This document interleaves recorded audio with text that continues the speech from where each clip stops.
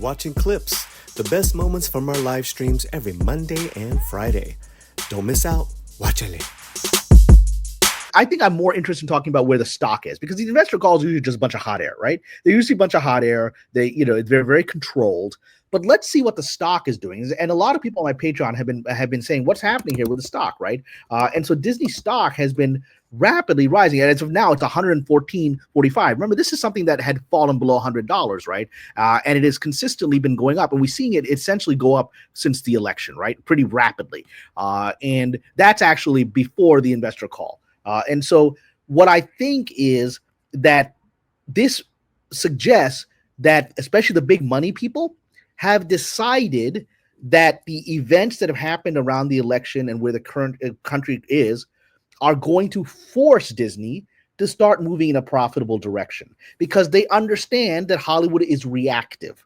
And as long as Hollywood believed that the country was in a certain political place, that it was going to keep making material for what they perceive the audience to be. However, the major result of the election is that Hollywood, angrily and resentfully to a large extent, has accepted that the majority of this country, including minorities that they took for granted, Latinos, African Americans, Muslims, Native Americans. I think Native Americans, 75% of Native Americans voted for Mr. Trump, right? And so Native Americans are, oh my God, yeah, you're absolutely right. But continue.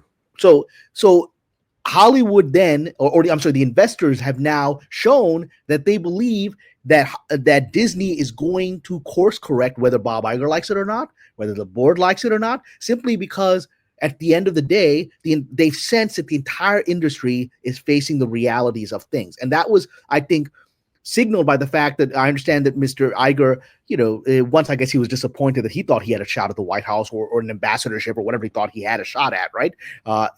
Wasn't going to get any of that in a projected Harris administration. He kind of backed away. Like many people in Hollywood, many of the powerful people, the studio heads, kind of backed away from Harris and became silent. And we saw that, again, downstream of that, of the power players is the media, because the power players control the media. So what did we see here in Los Angeles? The Los Angeles Times declined to endorse a candidate when everyone presumed they're going to endorse Ms. Harris. Same thing with the Washington Post, right? And so that was downstream of the decisions being made by the moguls that the country's going in a certain direction. We're going to get on board of that. I believe the Disney stock price, more than anything said on the investors call, because right now, if you go to Deadline, they're trying to analyze the investor call, and they're trying to attribute the sudden skyrocket in Disney stock price to streaming's getting better and all that stuff. That's not what's happening, because it started before the call, right? So they have to cover, because they can't publicly still say to the many angry lower level people in Hollywood that the big bosses have decided that they're going to go on board with a culture shift. They have to do it without saying it.